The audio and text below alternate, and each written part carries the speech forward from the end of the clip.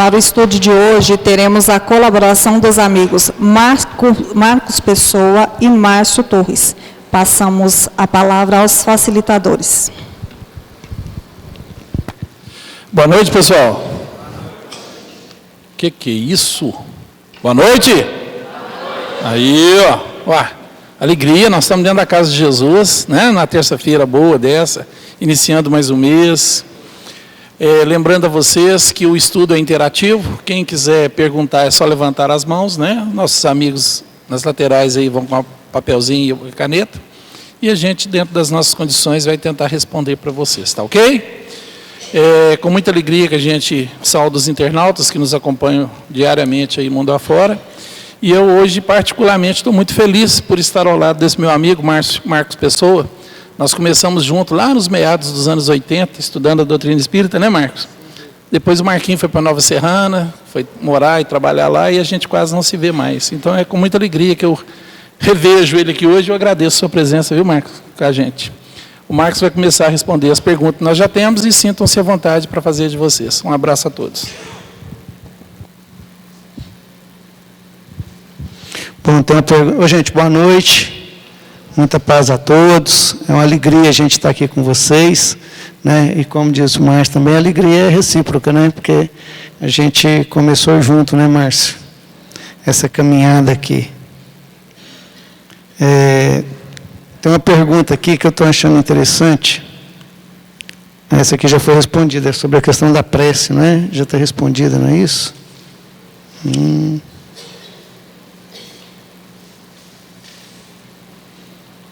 Bom, tem uma questão aqui que diz o seguinte: por que não existem mais profetas nos dias atuais? Então, é uma questão interessante, primeiro, para a gente entender a concepção desse termo profeta, né?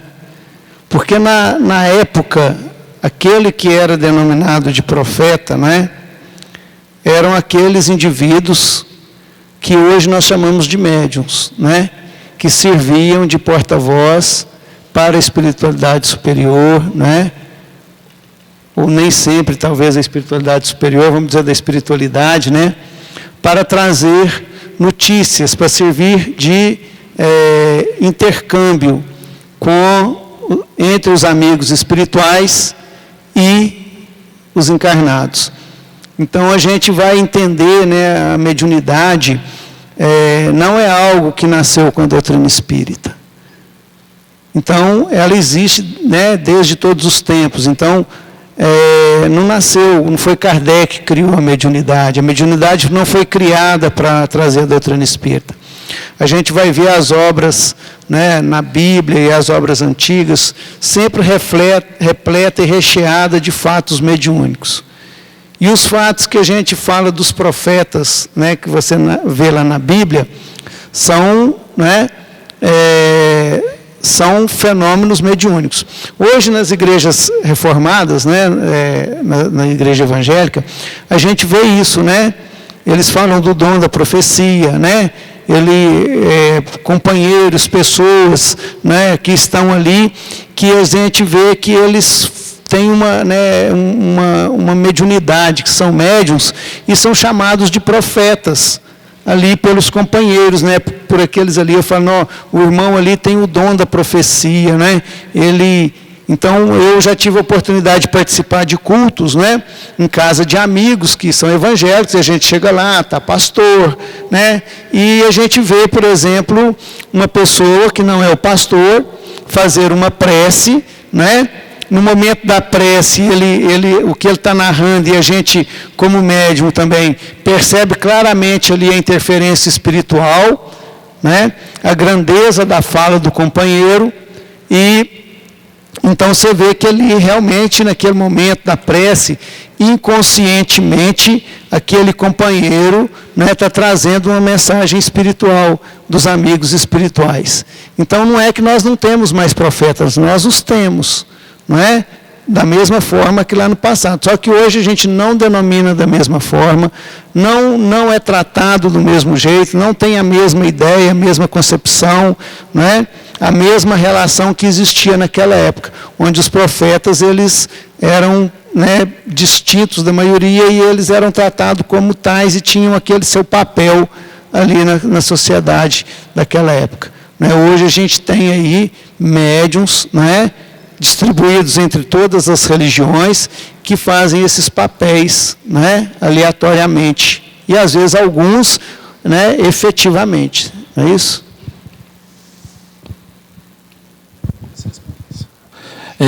Chegou uma aqui fresquinha.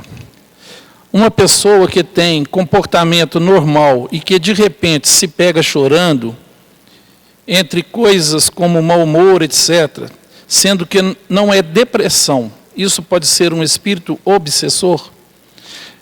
A gente tem que analisar tudo de uma forma muito ampla, né, pessoal? Porque nem tudo é espiritualmente, né? Se tudo que acontecer, a gente for falar que é espiritual, que é os espíritos, que é obsessor, a vida da gente parece que perde o sentido e a gente fica à mercê, né, deles. Hoje fala-se em bipolaridade.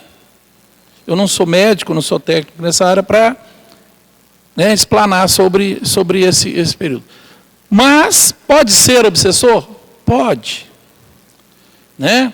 Mas você é um médium, você tem uma mediunidade aflorada que vai poder causar esse tipo de comportamento em você? Pode ser que sim. Né? O que a gente não pode é generalizar e achar que tudo o que acontece é obsessão. Que nós somos obsediados durante toda a nossa vida, nós somos. Né? Porque nós ainda somos espíritos devedores, trazemos na nossa bagagem os atos mal feitos de vidas passadas, e com isso as criaturas a quem nós lesamos, aquelas criaturas a quem nós fizemos mal, e elas hoje nos buscam por vingança, né? Querendo dar o troco. Existem também aquelas pessoas que têm a sensibilidade, que sentem energias, sentem presenças. Né? É uma mediunidade um pouco mais branda, mas ela consegue captar. Pode ser também que é uma entidade que não tem ódio de você, que não quer fazer mal a você, mas ele está em estado de sofrimento e viu em você um alento. Sentiu em você uma certa energia boa, ou sentiu uma afinidade magnética, alguma coisa, e ele se aproxima de você. E, de repente, aquele mal-estar que ele está sentindo, você passa a sentir. Porque você tem essa conexão com essa criatura. Remédio, oração. Muita oração. Né? É entrar para o nosso quarto escuro, fazer as nossas orações, pedir a Deus a proteção, pedir aos bons amigos espirituais que venham em socorro dessas criaturas e também da gente, né? Para que a gente possa se sentir mais aliviado. Porque nem todo espírito que nos causa sensações ruins quer o nosso mal, não. A gente não pode também falar que todo é obsessão. Nesse caso, não chega nem a ser uma obsessão, é só uma sintonia vibratória ao qual você está percebendo o sofrimento, a agonia, né, a tristeza daquela criatura. Vem para a casa espírita, convida essa criatura mentalmente a vir com você.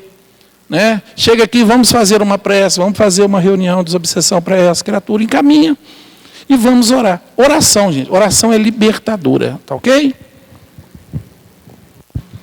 Bom, o Márcio me passou, mas eu vou responder essa aqui, que é mais de acordo com a minha... Entendeu? Bom, boa noite. É verdade que numa reunião de desobsessão, quando o espírito tem uma energia muito densa, pede-se a ajuda dos médiuns e guias que trabalham na Umbanda? Obrigado. Bom, eu não sei, não posso falar para vocês de todas as reuniões mediúnicas, né? Porque vocês sabem que o movimento espírita, embora organizado através da FEB, União Espírita Mineira, Aliança Municipal Espírita, Conselho Regional Espírita, as casas espíritas são independentes. Assim, cada casa espírita tem a sua responsabilidade. Tanto que muitas usam o termo espírita sem propriamente serem espíritas. Né? Fazem trabalhos, às vezes não espírita, às vezes um terreiro de umbanda, um candomblé, e às vezes colocam o termo espírita. Não estamos falando aqui nem a favor nem contra, estamos apenas narrando os fatos. E não tem como, por exemplo, o movimento espírita intervir nisso e falar, não, aqui não pode chamar casa espírita, não tem como fazer isso, né? Então, as reuniões de desobsessão, né, vamos falar de uma reunião tradicional, que a gente chamaria de uma reunião normal, que ela é aceita pelo movimento espírita como um todo, né, que é o padrão, vamos dizer assim. O que acontece? O que a gente precisa entender é que uma reunião mediúnica, né, ela é coordenada pela equipe espiritual, a parte que tange ao plano espiritual. A parte que tange ao plano encarnado, ou seja, nós, médiuns, os trabalhadores que vão para a reunião mediúnica, eles coordenam assim. Então, eles vão se preparar para a reunião mediúnica, vão se preparar não só no dia, mas vai ter uma vida de preparação, né, para que eles possam trabalhar naquele momento. Quem trabalha no plano espiritual, quem traz os espíritos para serem atendidos, não é? Quem coordena no plano espiritual são os amigos espirituais. Como que os amigos espirituais fazem isso? Que tipo de espírito que nós vamos levar para essa reunião? Eles vão trazer os espíritos de conformidade com a capacidade do grupo de atender. Então, ou seja, o tipo de trabalho que vai ser realizado por um grupo mediúnico, né, está em consonância com a sua capacidade. A capacidade do grupo. Se é um grupo que tem um potencial bom, médiuns equilibrados, que já estudam há muito tempo, que tem uma harmonia entre os componentes da reunião mediúnica, que tem uma afinidade, uma amizade, né? Já é uma família, são pessoas mais equilibradas, estão com os problemas, né, do cotidiano, da vida, já não tem, né, muitos altos e baixos, ou seja, aquele grupo mais maduro, eles vão trazer espíritos com a capacidade, espíritos mais necessitados, espíritos mais rebeldes. Um grupo iniciante, ou um grupo que não tem todo esse potencial, vão trazer espíritos, né, de conformidade, espíritos que às vezes não sabem que desencarnou, mas que não são maus e tal.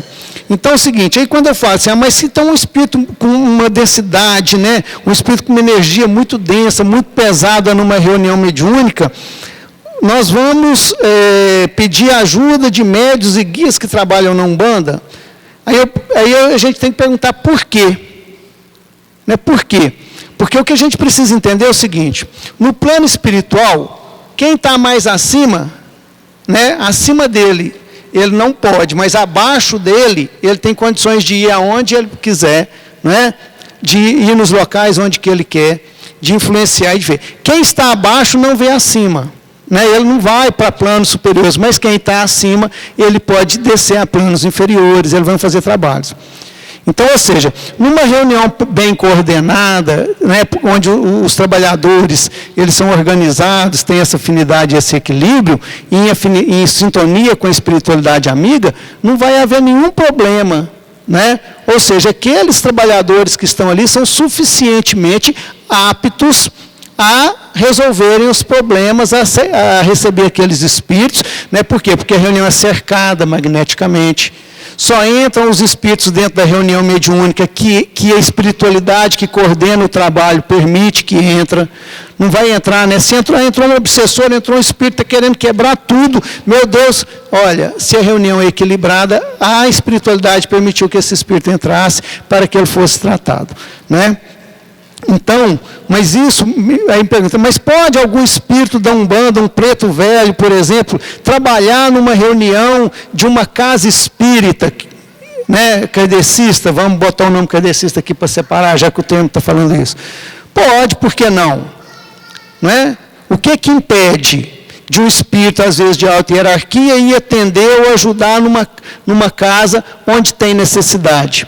Nós não sabemos, né? Do lado de lá não se separam, como nós nos separamos por aqui. Né? Quanto mais elevado o espírito, menos separação ele tem. Né? Menos bandeira ele defende. Não é assim? A única bandeira que vige nos espíritos superiores é a bandeira do bem, a bandeira do Cristo. Não é assim? Então, não impede, não estou dizendo que impede, mas se é necessário, se precisa chamar, se precisa de um médium mais forte, entre aspas, né, a coisa não funciona por aí não. Né? A coisa é de conformidade com o potencial do grupo. Ok? Muito bem. Está chegando muitas perguntas aqui, mas chegaram 3 aqui que pela letra eu acho que é da mesma pessoa. Então as 3 eu posso juntar porque fala do mesmo assunto. A pessoa pergunta assim: tem como saber o tempo que o suicida toma consciência após o desencarne? Quando existia a intenção do suicídio há algum tempo ou a decisão foi tomada repentinamente? Há diferença? Qual a melhor forma de ajudar a um suicida jovem? Bom, essa pergunta me pegou até meio de surpresa, porque na sexta-feira agora, uma prima de 18 anos suicidou-se. Então ela está bem... pega a gente bem de surpresa. Bom, o suicídio, ninguém decide suicidar da noite para o dia. É uma ideia que ela vem sendo formada intimamente, né? Ela vem sendo trabalhada com a ajuda dos obsessores que querem o nosso fracasso evolutivo, porque é esse o objetivo deles, e essa ideia vai se tornando forte ao caminhar da vida. Então, ela não é uma ideia no estralar de dedo, né? A intenção é bem difícil de compreender, porque cada um tem o seu. O que nós estamos vivendo é uma era onde a criação, nós, enquanto pais, né, a gente às vezes fica evitando que o filho se frustre, né? E quando ele começa a tentar enfrentar a vida, ele não tem aquela frustração, ele não aceita mais as frustrações, as perdas, as dificuldades da vida. Nós que já somos mais maduros, a gente sabe que, por pior que seja a situação em que a gente passa, né? O tempo leva, a gente vence, o tempo leva. Mas os jovens de hoje, infelizmente, não conseguem ver isso, eles não conseguem enxergar isso, porque não sabem trabalhar as emoções, não sabem viver as frustrações.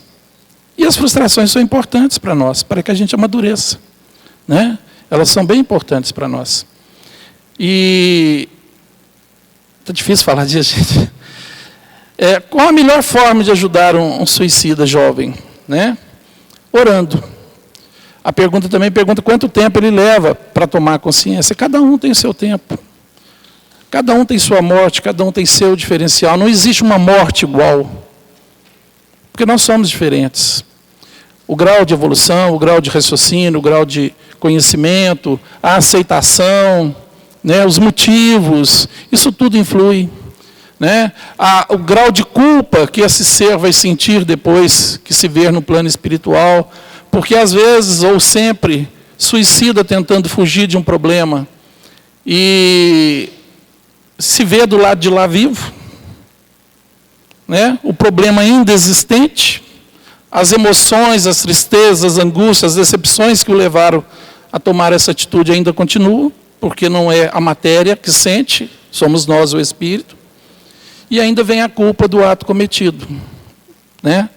Então, não tem como a gente falar assim, vai ser tanto tempo, isso depende de cada um, A questão de jovem suicida, no mundo espiritual nós não temos idade, né? Essa questão de idade, igual a minha prima, foi com 18 anos, que ela resolveu tirar a vida. Mas no mundo espiritual é um espírito milenar, né? Nós somos todos milenares. Então, a idade cronológica, a idade física, é só aqui, enquanto nós estamos aqui. Lá é um ser imortal, continua viva. Porém, né, numa situação agora um pouco mais complicada e conflitante. Então, o que a gente pode fazer nesses casos é orar bastante, pedir bastante a Deus, né? Pedir muito a Maria de Nazaré, que segundo a espiritualidade, é ela que assumiu essa responsabilidade com o Cristo de socorrer esses espíritos suicidas.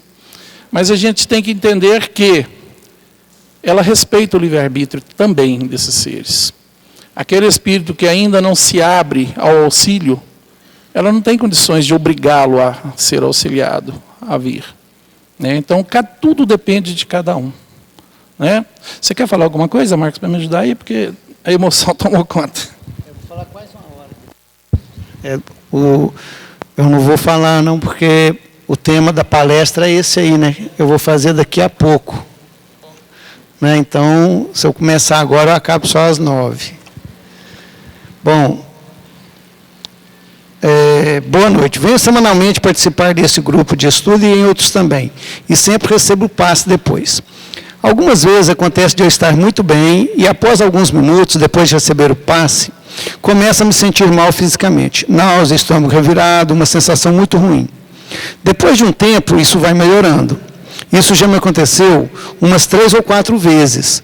Qual seria uma possível explicação para esse fenômeno? Bom, vou falar um pouquinho do passe, né, para a gente entender. Bom, o trabalho de passe na casa espírita, o que a gente precisa entender, igual nós falamos da reunião mediúnica. A equipe que trabalha, não é, na aplicação do passe, a equipe espiritual, não é qualquer espírito. Né? São espíritos que têm uma formação, certo? Que entendem, que sabem o que está acontecendo. É só a gente pegar as obras de André Luiz que a gente vai ver isso. Tá certo? E o médium? O médium são, né, aqueles dentre nós, o médium passista, que sentem afinidade com o trabalho, que gostam de se doar ao outro, que assumem a incumbência do passe, embora não sendo um ser perfeito, não é? Mas ele procura se aperfeiçoar, se aprimorar, estuda, né? E se dedica ao trabalho do passe, se prepara no dia do passe, tá certo? E o que acontece na hora do passe? Na hora do passe, qual a posição que eu devo? Existe uma posição física? O que se deve fazer? O que acontece na hora do passe? Na hora do passe, geralmente o que acontece é o seguinte: você está sentado, né? O médium está de pé à sua frente, atrás de você tem um amigo espiritual, e atrás do médium tem outro amigo espiritual. Né? Então, o médium recebe as energias do plano espiritual, dos amigos espirituais, que se misturam com as suas energias, doa essas energias, né? E os amigos espirituais direcionam essas energias. Está lá no livro dos médiuns. Quem direciona essa energia são os espíritos. Né? Então, o médium, qual que é o papel dele? Doador. O nome já fala, médium, né? Ele é intermediário. Então, para mim saber a necessidade real, mas como que eu vou saber? Eu vou aplicar passe aqui, ali ou ali? Bom, isso não precisa preocupar, porque esse é o trabalho dos espíritos. Eu não tenho como saber, eu não tenho como ver, eu não tenho como fazer a ficha de cada um, consultar ali, para saber o que a pessoa está precisando. E por mais que eu converse com a pessoa, talvez eu vou saber das necessidades que estão aparecendo, mas às vezes as necessidades espirituais são outras. Então essas energias são direcionadas, né, de conformidade com a necessidade do paciente. Pode acontecer que o médium não esteja preparado para o passe naquele dia? Pode. E se isso acontecer, o que a espiritualidade faz? Ela anula o médium. E vai buscar energias no ambiente dos outros médiuns. Né? Talvez de pessoas que nem estão lá na cabine de passe. Eu tenho hora que você está dando passe nas pessoas, não sei se acontece com você, mas você está passe também, é médium passista? Já não é. Mas tem hora que você dá passe nas pessoas, dá vontade de você sentar e pedir. Vamos fazer o seguinte, vamos trocar aqui, né? Porque às vezes a pessoa tem um campo energético, não é? Tão bacana, ela é uma doadora tão boa, uma energia tão limpa, não é? Que você aplica o passe, mas você está aplicando, como se diz, não tem o que aplicar, né? Assim, né? Não que a gente esteja ruim, né? Mas é que ela poderia ser uma passista. E é claro que a espiritualidade ali vai ser aproveitada naquele momento, né, para também utilizar dessas energias, né, e tudo. Então, ou seja, a espiritualidade não brinca em serviço. Entende? Apesar dos encarnados, apesar dos nossos problemas ou não, a espiritualidade é especializada. Né? São trabalhadores especializados. Quando a gente estiver do lado de lá, a gente não vai ter que trabalhar materialmente para sobreviver. Nós vamos nos especializar em determinadas áreas e tem trabalhos na casa que são especializados. E esse é um trabalho especializado. Então, se está acontecendo isso, então a tendência quando você recebe o passe, Né? Qual que é a minha posição? Eu posso cruzar as mãos, cruzar os pés? Porque tem muito disso, né? Fala, pô, você é um campo energético todo. Você cruzar as mãos ou não cruzar a mão, cruzar o pé ou não cruzar o pé, não vai dar choque energético, não, né? É um campo, você é um campo energético, tá certo? Aí eu ponho as mãos para cima, não, você não recebe a energia nas mãos, você recebe nos chakras, né? Nos pontos energéticos que vão sendo direcionados de conforme com a necessidade, a espiritualidade está ali direcionando. Qual que é a minha posição, então? É a melhor posição, mais cômoda na cadeira e, o que importa, a minha posição mental, a minha posição espiritual. Qual que deve ser a minha posição? A posição de receber, né? A posição de humildade, a posição mental, né? Porque senão eu posso abrir um guarda-chuva ali, como se eu estivesse debaixo de um chuveiro. No Maria de Nazaré tinha esse desenhozinho na parede, lembra? Né? Tinha um desenhozinho, a pessoa tomando passe, né? As energias descendo, e tinha o desenhozinho, né? Da pessoa tomando passe com o guarda-chuva aberto. As energias, o que é o guarda-chuva aberto? É a minha não sintonia, a minha não preparação. Então vai tomar o passe, faz uma prece. Não fica pensando no problema lá fora, não fica pensando no parente distante, né? O parente distante, você senta aqui, faz uma prece por ele, roga aos amigos espirituais, faz a prece que eles vão lá abençoar ele e levar as suas energias. Mas na hora do passe, né, se tranquiliza, né, faz uma prece, uma oração, né, numa sintonia de humildade para que você receba. Então a tendência, o normal, é que nunca isso aconteça. Né? Não deve estar, não é legal. Então eu vou falar para a pessoa que mandou essa pergunta, ela deveria procurar, né, um coordenador da casa espírita onde que ela frequenta e conversar, né, procurar um atendimento. As casas, essa casa, por exemplo, tem atendimento espiritual, atendimento fraterno, né? Procura o atendimento fraterno e conversa para ver o que é que está acontecendo, né? Por que isso está acontecendo? O que é? Porque não deveria acontecer. Não é normal, não é assim que acontece, é o contrário, né? Se você não saiu bem da cabine de passe, geralmente é porque você não tem uma sintonia muito boa lá para receber, né? Ou então é melhor conversar e ver se pode ser algum problema, né? Alguma questão mediúnica, uma questão psíquica, mental. Entendeu? Então, faz um atendimento fraterno para entender isso direitinho, tá bom? Só uma coisa. Em doutrina espírita eu vi algumas perguntas aqui, né, gente? Assim, a gente precisa entender, né, que não existe uma regra. Entende? E isso é assim. Não, é relativo. Nós estamos trabalhando, nós somos espíritos.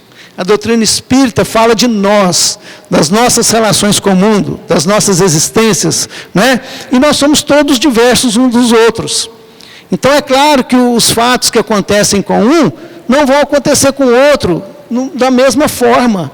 Não é assim, né? 2 e 2 é 4. Isso não se aplica. Não é? Então, por isso que precisa ser conversado, a gente pode entender como que as coisas funcionam, mas cada caso é um caso, tá bom?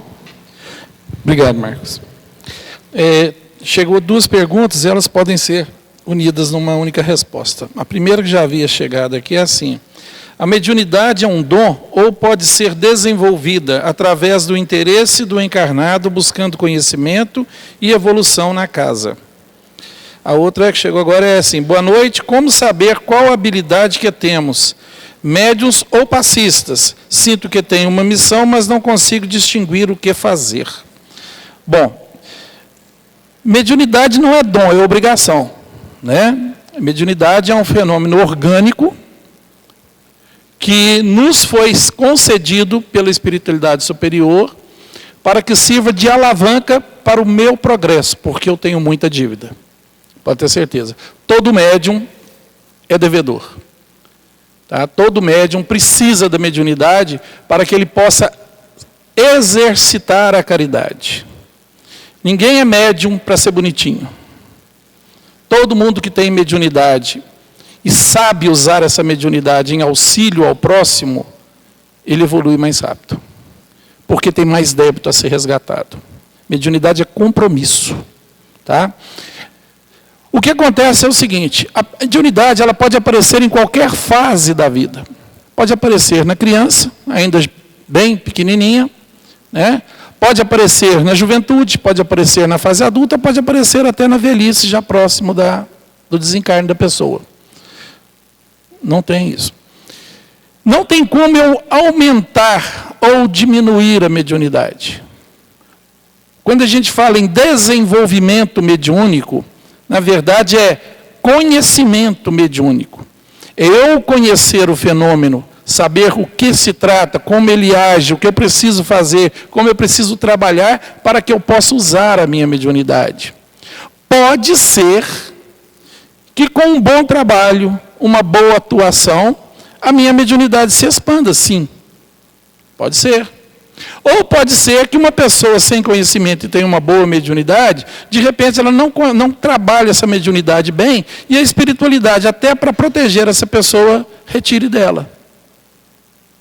Porque vai se comprometer mais.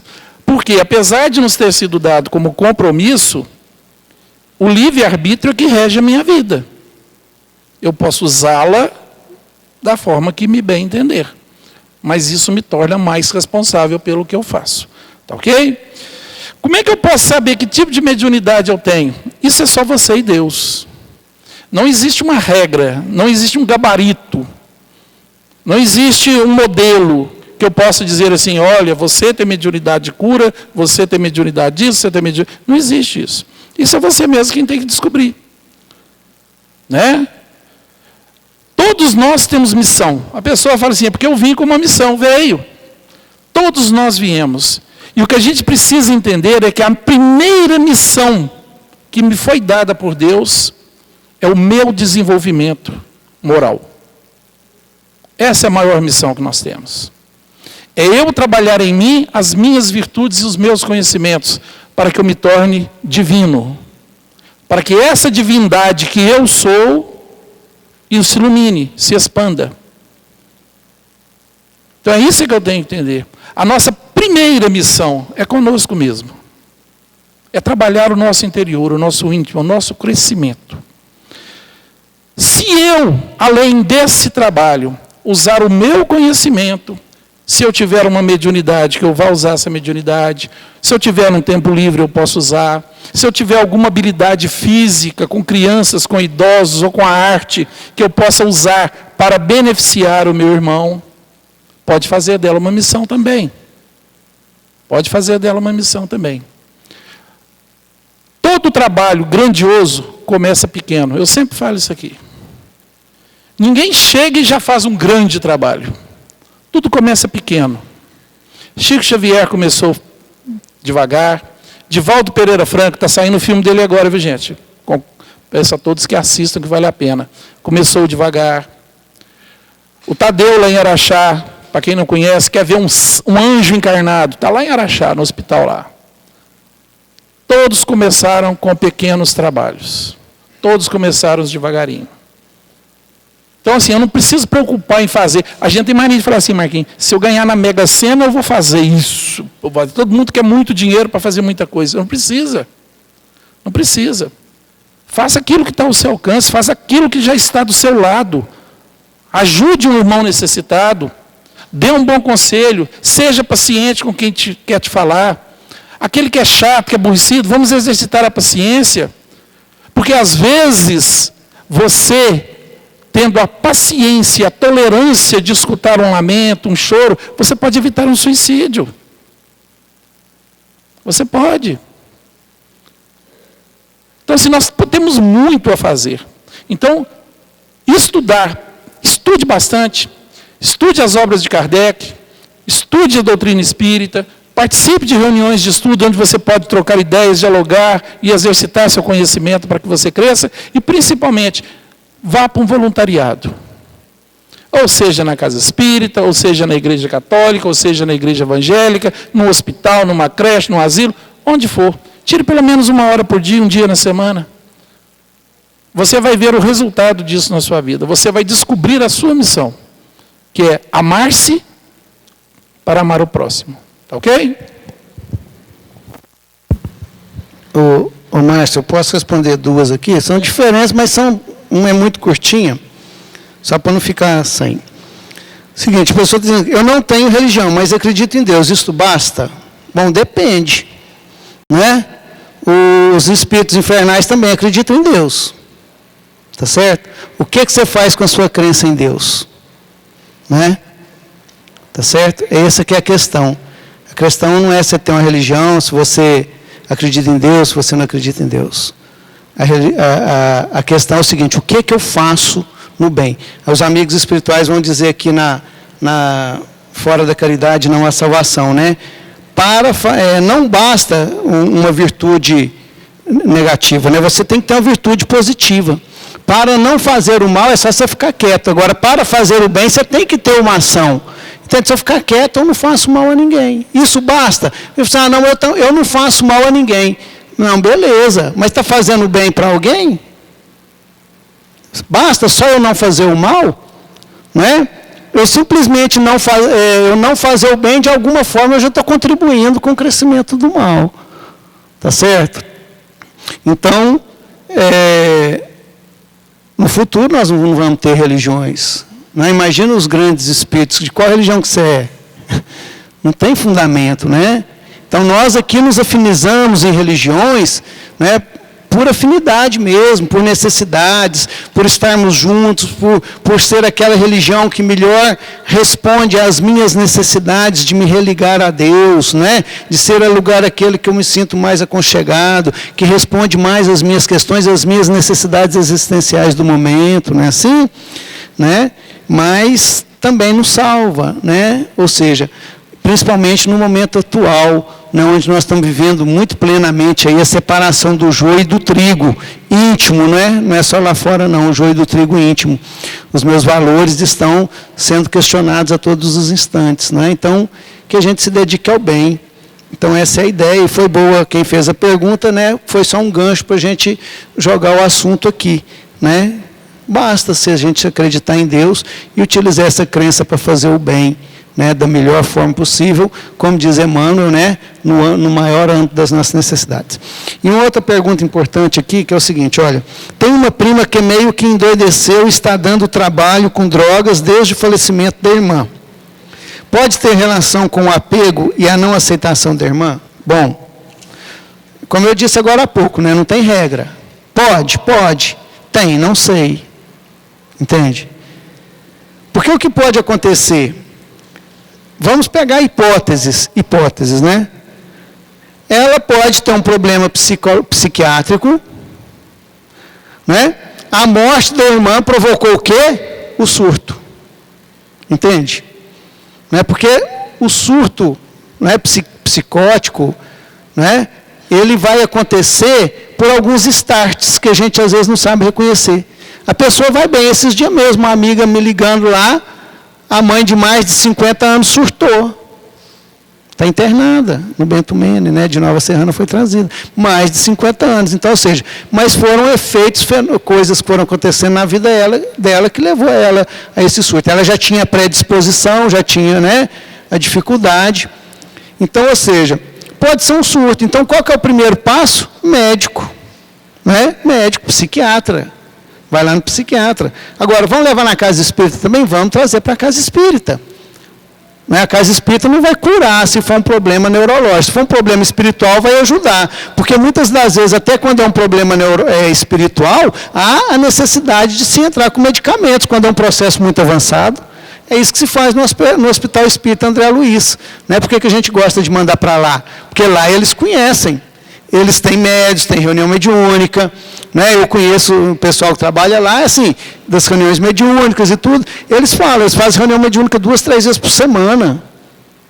Por quê? Porque fazem um tratamento, mas isso não dispensa o medicamento. Não é? Então, assim, pode ser um processo,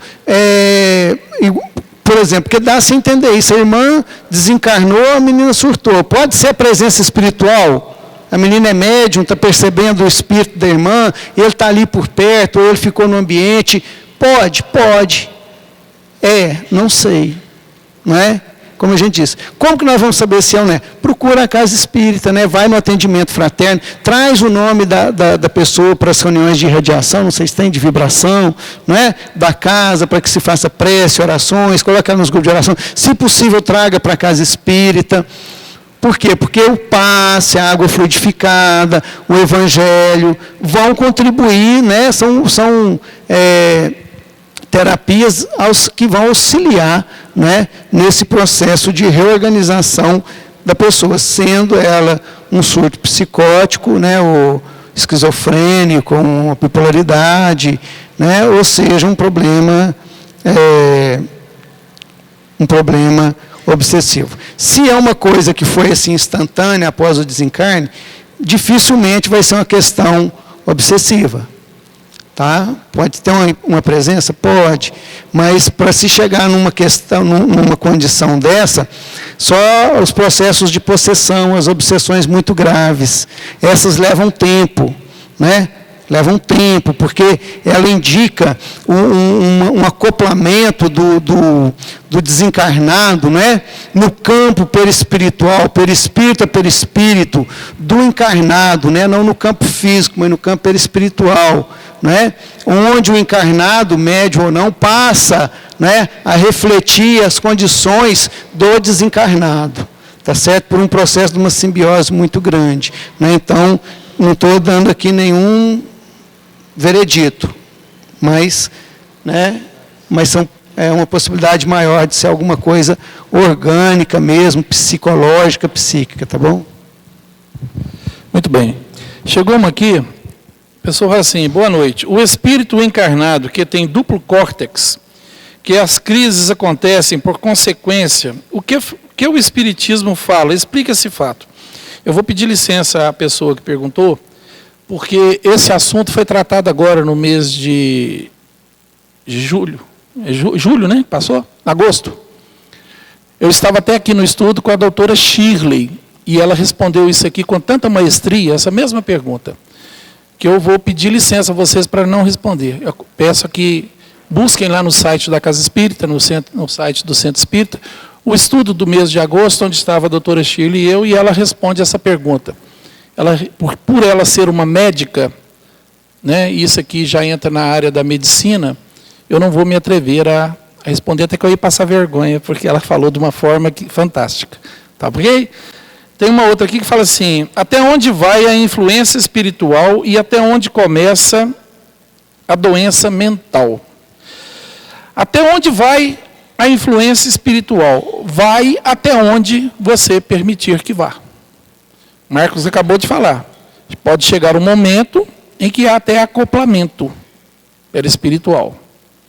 Pode ser apenas um incômodo, como a pessoa anterior falou, que sente às vezes uma energia ruim, dá vontade de chorar, tal. Então, essa influência espiritual acontece conosco a todo tempo, a todo instante. A doutrina fala que até 70% dos nossos pensamentos pode ser influência espiritual. E que, na verdade, são eles que nos dirigem. Então, nós estamos sob a influência espiritual, não só negativa. Porque nós temos uma equipe do Cristo trabalhando a nosso favor. Né? Eu ainda costumo dizer que para cada um obsessor, eu tenho 10 auxiliares tentando me ajudar. Porque a equipe do Cristo é muito maior. Mas em qual sintonia eu estou? Onde eu estou sintonizado? Que tipo de vida eu levo? Qual é a minha condição moral? Que tipo de vida eu tenho? Quais são os pensamentos que me dominam? Quais são as minhas fraquezas morais? É isso que determina a conexão com eles. Não é? A gente acorda de manhã, a gente pensa em sexo, comer, beber, dormir, comprar, adquirir, trabalhar, passear, divertir. Não é assim? Quem acorda de manhã, eu acredito que deve ter muitos que pensam assim, poxa vida, eu acho que eu fui meio rude com o Marcos ontem. Eu preciso me redimir com ele e pedir perdão, mesmo que ele não tenha percebido. Poxa vida, o Silvio me magoou demais. O Silvio pintou comigo, sacaneou comigo, rebentou comigo. Mas eu preciso pedir perdão a ele porque eu não tenho o direito de estar guardando esse sentimento negativo dentro do meu coração. Nossa, eu preciso visitar um parente que está doente. Tem muito tempo que eu não vejo meu tio, minha avó, minha mãe. Será que tem alguém que eu possa hoje auxiliar de alguma forma?